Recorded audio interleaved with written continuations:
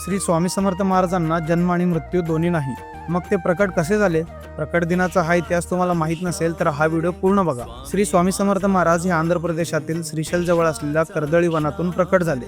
1459 साली श्री नरसिंह सरस्वती स्वामी महाराज यांनी गाणगापुरास निर्गुण पादुका स्थापन केल्या व त्यानंतर श्रीशैल यात्रेचे निमित्त साधून ते कर्दळी वनात अदृश्य झाले. याच कर्दळी वनात सुमारे 300 ते 350 वर्ष महाराजांनी कठोर तपश्चर्या केली. या काळात मुंग्यांनी त्यांच्यावर वारुळ रचले. एक लाकूड तोडत असताना त्याची कुऱ्हाड ही या वारुळावर पडली आणि त्या वारुळातून रक्त वाहू लागले. बघता क्षणी त्या वारुळातून एक अजानुबाहू तेजस्वी मूर्ती प्रकट झाली आणि तेच होते अक्कलकोटचे श्री स्वामी समर्थ महाराज. त्याच दिवसाला आपण प्रकट दिन म्हणून साजरा करतो. नंतर काशी, प्रयाग असे भ्रमण करत ते उत्तरेकडून दक्षिणेत आले. 1856 मध्ये स्वामी समर्थ महाराजांनी अक्कलकोटमध्ये प्रवेश केला आणि सगळ्यात आधी ते याच खंडोबा मंदिरमध्ये थांबले होते. स्वामींनी 22 वर्ष अक्कलकोटमध्ये वास्तव्य केले आणि अक्कलकोट हे तीर्थक्षेत्र झाले. अक्कलकोट ही एक अशी जागा आहे जिथे स्वामींनी आपली साधना केली, भक्तांना आशीर्वाद दिले आणि भिवू नकोस, मी तुझ्या पाठीशी आहे असा विश्वास दिला.